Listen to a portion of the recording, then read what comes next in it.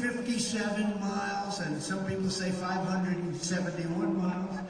We added 157. We're ready to get it up. It was going to go up to 200, and they didn't want to put it up. But we built 571 miles of wall. We were going to add over 200. They ended up selling. It was all made. All we had to do was flip it up. It was going to go up very quickly. Then we had a horrible thing happen during the election. You know better than us. And they ended up selling it for 5 cents on the dollar. Very expensive stuff. Just what the Border Patrol expect. They wanted steel, they wanted concrete, they wanted rebar, they wanted 7,000-pound concrete, they wanted hardened steel, very good stuff. And they wanted the panel on top. That was called an anti-climb panel. I never liked it visually, but I said, it does work. We checked it. The same guys, we hired mountain climbers. Can you believe, from Mount Everest? That's pretty good. And they couldn't get up when you had the anti-climb panel. I'll give you these little trivia facts. The panel on top, I hated it because I said, it doesn't look good. But then when I found out they couldn't climb with the panel, without the panel, they had no problem. I said, let's put the panel in, it looks this way. But we ended all of the catch and release. We shut down asylum fraud. We had remain in Mexico, safe third agreements in Title 42. And we brought illegal immigration to the lowest level on record under the Trump administration. If you crossed our border illegally, you got caught, we sent you back to the place from which you came.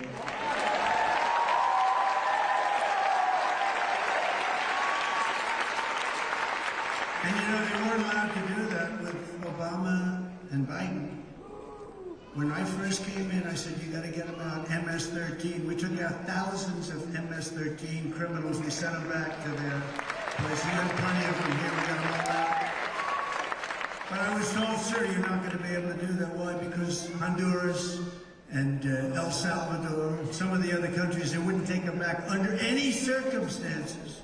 They wouldn't take them back. I said, what do you mean? We put them in buses, they block the roads. We put them in planes, they put big planes on the runway so you couldn't land. They won't take them back. How long has that been going on for? 10 years, 12 years? It's been going on for a long time. I said, how much money do we pay those countries? Sir, we give them $750 million a year for economic development. Okay, you do, 750, okay, as of effective immediately, inform them they're not getting the $750 million. That was in the evening. That was on a Thursday evening. On Friday morning, like early, 7:30 in the morning, I got almost simultaneously 3 calls, not coordinated, separate calls from the heads of the 3 countries. And I said, what's up? It's early in the morning. Sir, we understand that you're upset about something. Please, there must be a misunderstanding. I said, you won't take the criminals that you send over in caravans, and they have a lot to do with it. They put the people that they don't want in those caravans. You won't take those criminals back, and you're not getting any more money from the United States. Sir, there must be a misunderstanding. We would be honored to take back MS-13 criminals. And we started sending them back by the thousands,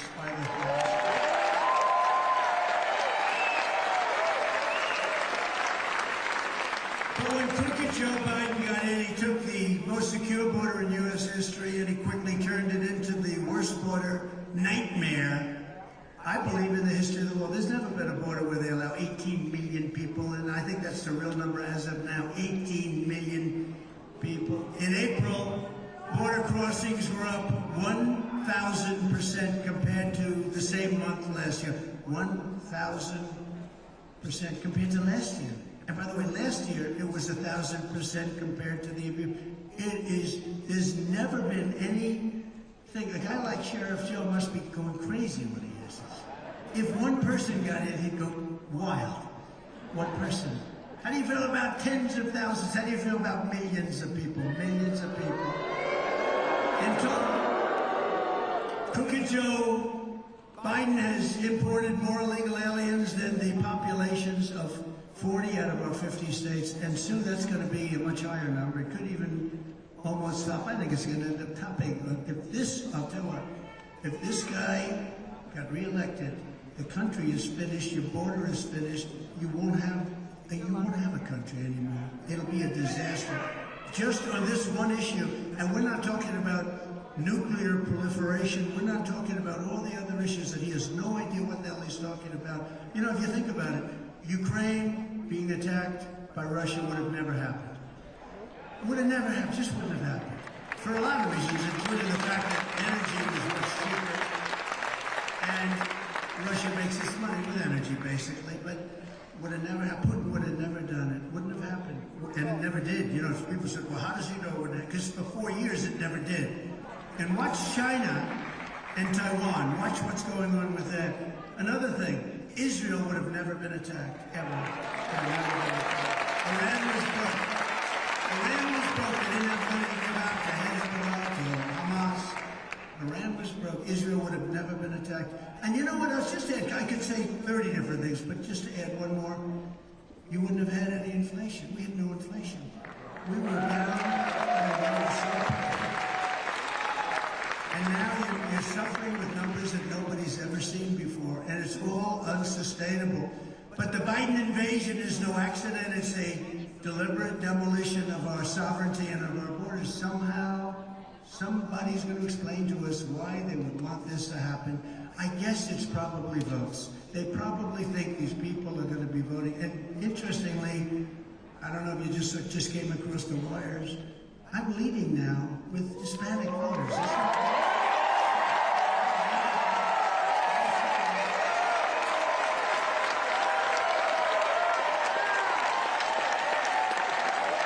Upon taking office, Joe Biden stopped the completion of that wall. He instituted catch and release across the entire southern border, and he releases them in our country. I had catch and release too. You know what my catch and release was? I released them in Mexico. How about the Remain in Mexico? I started something that we never had before. Remain in Mexico. And Remain in Mexico, you had to see Tijuana. It's probably the fastest growing city in the history of the world. They couldn't come into our country until we checked them out, and most of them didn't check out.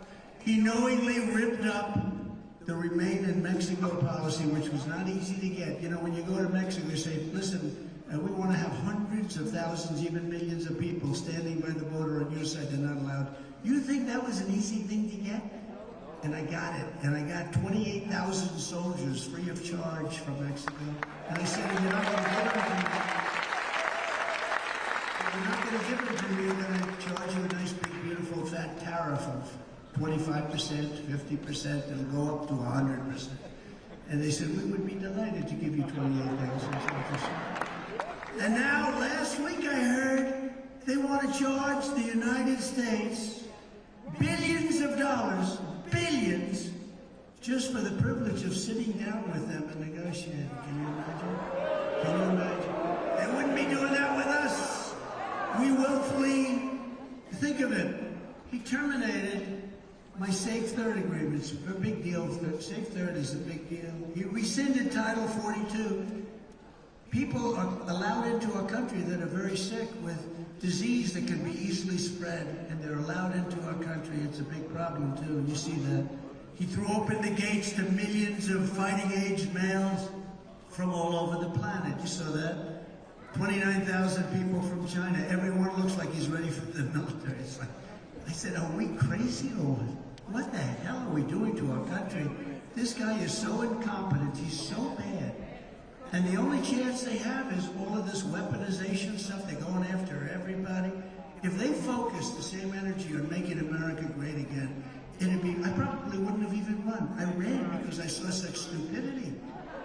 And I won because you were with me.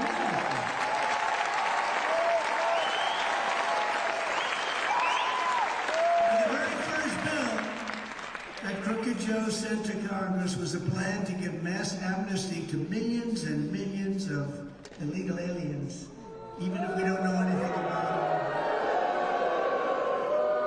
And you know, they take care of them, but they don't take care of our vets. I had a 92% approval rating with our vets.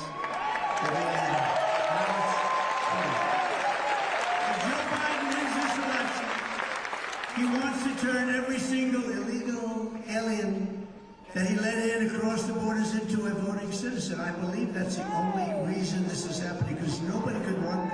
There's no other reason that this is a good thing, and for that, you know, it's interesting, they cheat so much, they don't really need that. That's the way I look at it. So I almost don't even think that's the reason, but it probably is. By contrast, I want to send Joe Biden's illegal aliens back home where they belong. They have to go back home.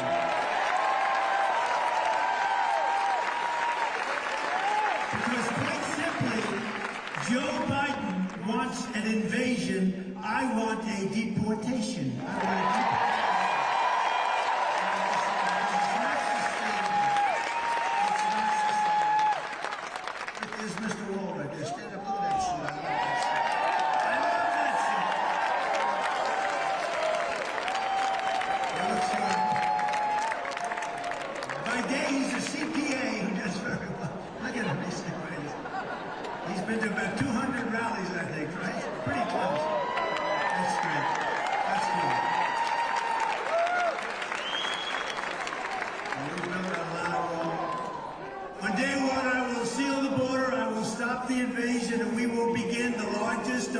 Deportation operation.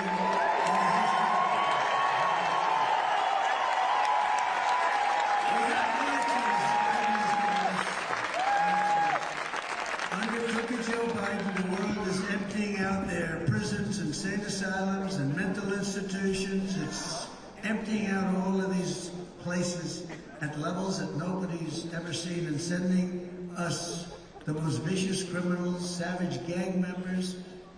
Sadistic cartels are pouring into our countries, loaded up with horrible, horrible criminals, and they're pouring into our countries at levels never seen before. We've never seen anything like this before, and it's only going to get worse. You see what's going on in New York where they're fighting? They're having fist fights with policemen in the middle of the streets. Fist fights. I've seen people get shot. I've seen fist fights. I mean, those are long term, and it's horrible. Nobody's ever seen. And in their country, they'd be executed immediately if they did it. They know that. But it's taken them a little while to get acclimated. You're going to have migrant crime added to regular crime at levels that nobody has ever seen before anywhere in the world. That's what's happening. And I have to say, Arizona's being turned into a dumping ground for the dungeons of the third world. They're all coming in. In Venezuela, crime. Think of this, Venezuela. Next time we'll meet in Venezuela, it'll be safer.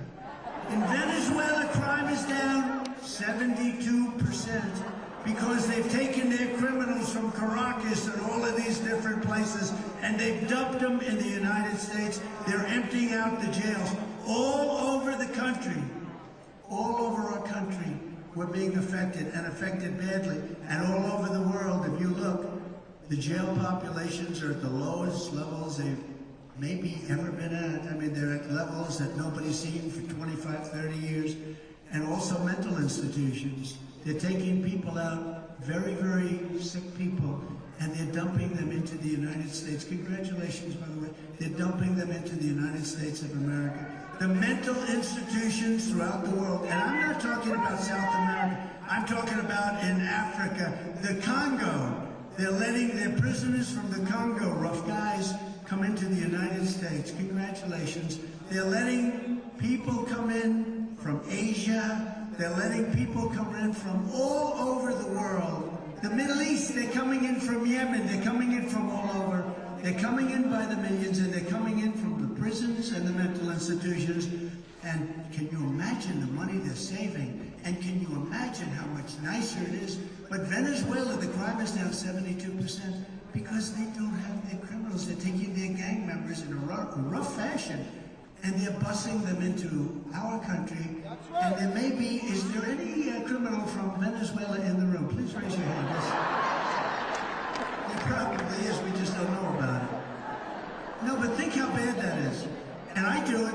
If I were the head of these countries, Honduras, El Salvador, I would do it in a heartbeat. Anybody. It's all over the world we're talking about. I would be, I have to say, I would be the first one that would have done it.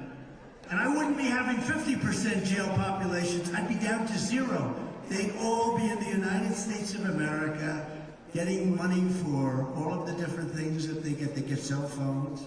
They get hospitalization. They get education. even though they can't speak a word of English, they're taking the seats of people, and the instructors talking English, and they have somebody speaking, in some cases, languages that we've never even heard of.